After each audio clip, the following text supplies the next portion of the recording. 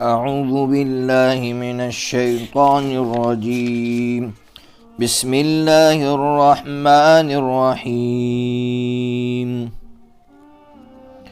کلا ان الانسان لیطغی ان رآہ استغنی ان الی ربک الرجعی صدق اللہ العظیم۔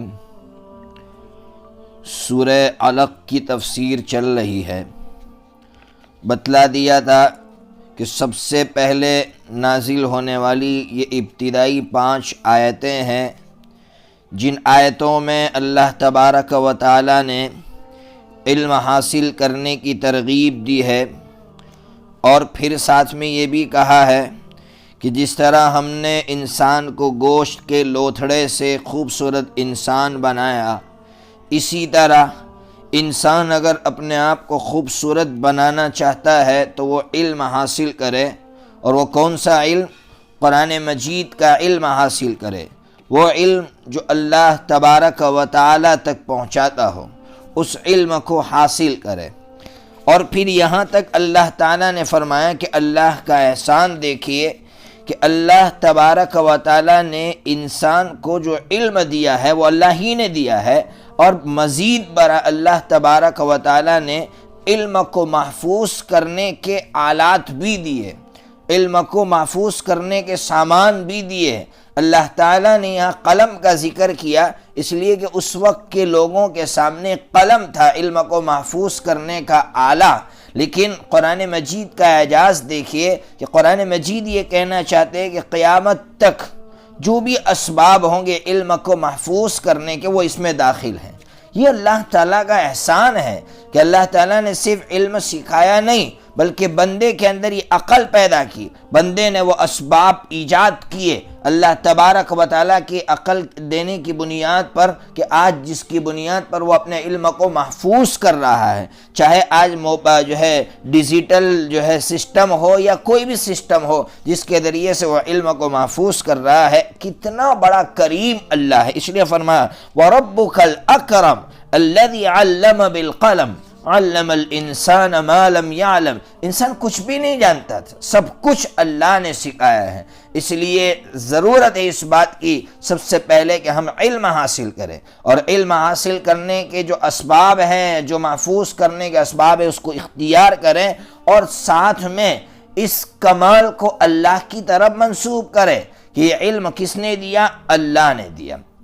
اب آئیے آگے اللہ تبارک و تعالی کیا کہنا چاہ رہے ہیں؟ کلا ان الانسان لیطغی۔ یہاں سے یہ کہنا چاہتے ہیں کہ 2 قسم کے انسان ہیں، ایک ہے باغی سرکش، اور ایک ہے مومن بندہ۔ سرکش بندہ کیا کام کرتا ہے؟ دیکھیے، سرکش بندہ سب سے بڑی بیماری اس کے اندر یہ ہوتی ہے کہ وہ اپنے آپ کو بے نیاز سمجھتا ہے۔ وہ یہ سمجھتا ہے کہ مجھے کسی کی ضرورت نہیں ہے، میرے پاس مال ہے، میرے پاس دنیا ہے، دولت ہے، سب کچھ ہے، اس لیے مجھے کسی کی ضرورت نہیں ہے۔ اس بنیاد پر وہ کام کیا کرتا ہے؟ قرآن مجید جو اللہ تک پہنچنے کا علم ہے اس کو روکنے کی کوشش کرتا ہے۔ یہ اس کا سب سے گھناؤنا کام ہے۔ یہ انسان کی ایک قسم ہے، اور دوسری قسم کون سی ہے؟ کہ وہ قرآن مجید جو اللہ تک پہنچنے کا علم ہے اس کو لے کر کھڑا ہوتا ہے، اس کو پھیلاتا ہے، لوگوں تک پہنچاتا ہے۔ اب مجھے اور آپ کو اس صورت میں سمجھنا کیا ہے؟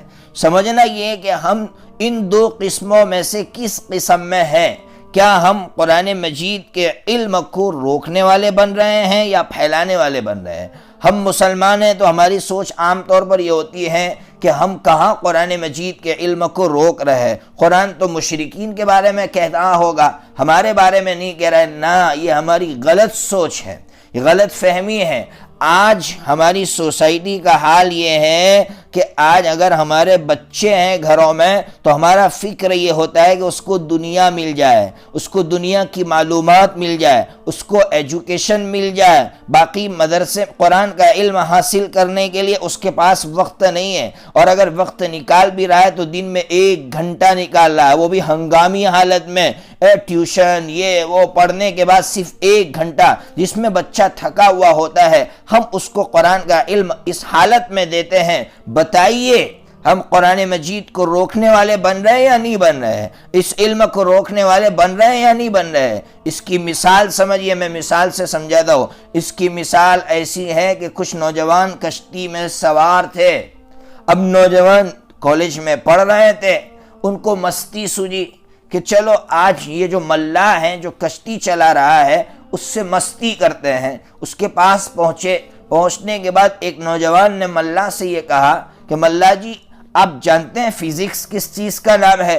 ملاح نے کہا بھائی یہ کس بلا کا نام نہیں، ہم نہیں جانتے۔ ایک نے پوچھا کیمسٹری، ہر ایک نے اپنے اپنے اعتبار سے سوالات کیے۔ ملاح نے کہا میں کچھ نہیں جانتا۔ کشتی چلانے والے نے عذر کیا تو نوجوانوں نے ہنستے ہوئے یہ کہا کہ ملاح جی آپ نے اپنی آدھی زندگی گوا دی۔ ملاح نے کچھ نہیں کہا۔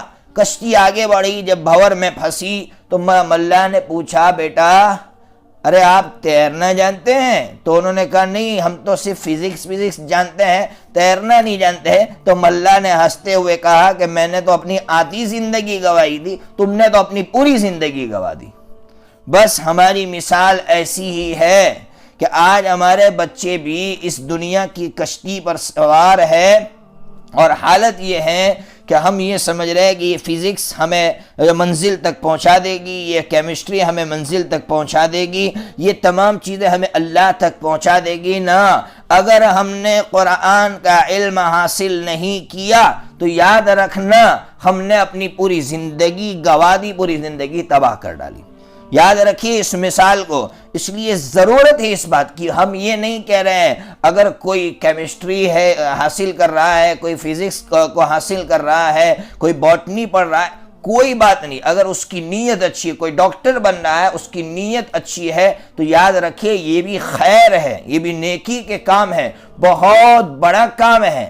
ہم یہ نہیں کہتے اس لیے کہ یہ بھی اللہ تک پہنچائے گا، لیکن اگر یہ تمام فنون حاصل کرنے کے بعد قرآن کا علم نہیں ہے ہمارے پاس، اللہ تک پہنچنے کا علم نہیں ہے، تو یہ ایسا ہی ہے جیسے علامہ اقبال نے کہا تھا کہ ڈھونڈنے والے ستاروں کی گزرگاہوں کا اپنے افکار کی دنیا میں سفر کر نہ سکا، یعنی بندہ انسان جو ہے ستاروں تک پہنچ گیا لیکن اللہ تک نہیں پہنچ پایا۔ اس لیے میں نے آپ سے کہا کہ ہمیں سوچنے کی ضرورت ہے کہ ہم کس قسم میں داخل ہیں۔ اب دیکھیے اللہ تبارک و تعالیٰ نے ایک مثال بیان فرمائی ہے کہ یہ ابو جہل یہ پہلی قسم میں داخل تھا، یہ روک رہا تھا ایک مومن کو، ایک اچھے بندے کو۔ کون تھے وہ اچھے بندے؟ حضرت نبی پاک صلی اللہ تعالیٰ علیہ وسلم۔ کیسے روک رہا تھا؟ حضرت نبی پاک صلی اللہ تعالیٰ علیہ وسلم نماز پڑھ رہے تو اس کو نماز سے کوئی نفرت نہیں دی، اس کو نفرت تھی نماز میں جو قرآن مجید پڑھ رہے تھے۔ وہ چاہتا تھا کہ یہ علم لوگوں تک نہ پہنچے،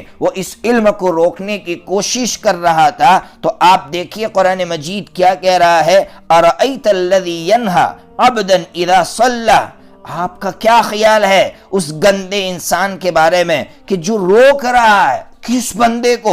جو بندہ نماز پڑھ رہا ہے، قرآن کو پھیلانے کی کوشش کر رہا ہے اور وہ راہ راست پر ہے اور تقوی کا حکم کر رہا ہے۔ پھر قرآن کہہ رہا ہے آپ کا کیا خیال ہے کہ وہ شخص ایک تو قرآن سے روک رہا ہے، ساتھ میں جھوٹا ہے اور جو ہے اچھی چیزوں سے پیٹ پھیر رہا ہے۔ اس کو معلوم نہیں ہے کہ اللہ دیکھ رہا ہے، اس کو معلوم نہیں ہے دیکھ رہا ہے۔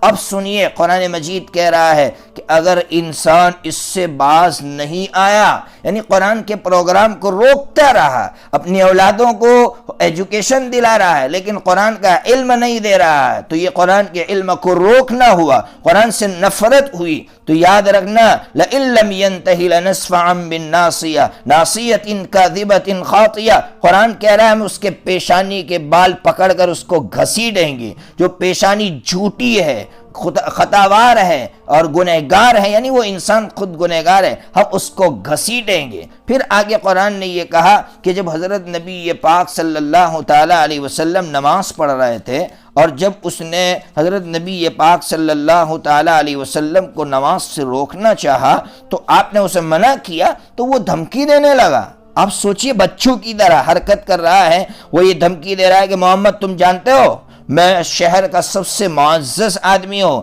اگر تم نے میرے خلاف کچھ کام کیا نا تو میں ایک آواز لگاؤں گا سارے نوجوان دوڑ کر آ جائیں گے۔ تو قرآن کہہ رہا فَلْيَدْعُ نَادِيَهُ، بلائے وہ اپنی جماعت کو، بلائے اپنے نوجوانوں کو۔ آج ہے نا مدرسوں کو روکنے کے کام ہو رہے ہیں، متولیان بیٹھ کر صرف مدرسوں کو بند کرنے کے کام کر رہے ہیں اور پھر دھمکیاں دے رہے ہیں۔ اگر ان کے خلاف کوئی بات کی جاتی ہے تو وہ دھمکیاں دیتے ہیں۔ قرآن کہہ رہا ہے سندع الزبانیہ، ان کو کچھ معلوم ہے کہ ہم زبانیہ کو بلائیں گے۔ زبانیہ ان فرشتوں کو کہتے ہیں جو سب سے زیادہ سخت ہوتے ہیں، سے پکڑ کر گھسیٹ کر لے جاتے، کسی کی کوئی بات سنتے نہیں ہے۔ جیسے دنیا میں ایسے پولیس والے ہوتے ہیں، ایسے فوجی ہوتے ہیں، افسر ہوتے ہیں کہ وہ کچھ نہیں سنتے، بس آرڈر ہے اب گھسیٹ کر لے جاؤ۔ اللہ تبارک و تعالیٰ فرماتے ہیں ہم بھی بلائیں گے، لیکن حضرت نبی پاک صلی اللہ تعالیٰ علیہ وسلم فرماتے اگر اس نے اپنی جماعت کو بلایا ہوتا، قسم خدائے پاک کی، اللہ تعالیٰ اس سرزمین کو ان فرشتوں سے بھر دے دے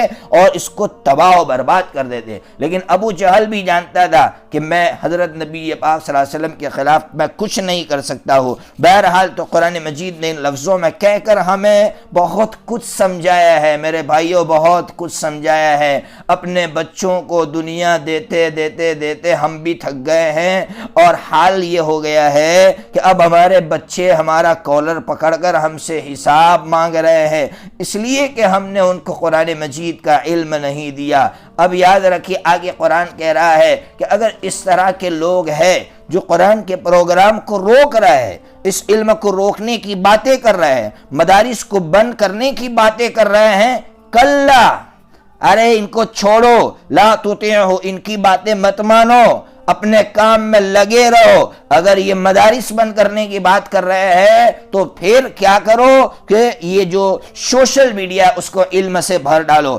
قرآن مجید کے علم سے بھر ڈالو۔ ارے یہ کیا ہمارے مدارس بند کر سکتے ہیں؟ اللہ نے ایسے اسباب دے رکھے ہمیں علم کو پھیلانے کے۔ قرآن کہہ رہا لا تطیعہ واسجد واقترب، ہاں اگر یہ نماز سے روک رہا ہے اور نمازیں پڑھو اور اللہ کا قرب حاصل کرو، اللہ تک پہنچ جاؤ اور علم کو حاصل کرو اور علم کو پھیلاؤ اور اللہ تک خود بھی پہنچو اور اوروں کو بھی پہنچانے کا ذریعہ بنو۔ یہ ہے اس سورت کا مکمل مضمون، جس سورت نے ہمیں بہت کچھ سمجھا دیا ہے۔ اس لیے میں بہت التجا کے ساتھ کہہ رہا ہوں کہ ہمیں ضرورت ہے اس وقت کہ اگر پوری دنیا مل کر قرآن مجید کے اس علم کو، مقدس علم کو روکنے کی بات کر رہی ہے اور اس کے لیے جو اسباب ہمارے پاس ہے اس کو ختم کرنے کی اسکیمیں بنا رہی ہے، تو ہم بھی ہوشیاری کے ساتھ اس علم کو پھیلانے کے اسباب مہیا کریں۔ اور اگر وہ یہاں سے دباتے ہیں تو وہ ہے جہاں میں اہل ایمان سورت خورشید جیتے ہیں، ادھر ڈوبے ادھر نکلے، ادھر ڈوبے ادھر نکلے۔ اللہ تبارک و تعالی ہمیں قبول فرمائے۔ وآخر دعوانا ان الحمد للہ رب العالمین۔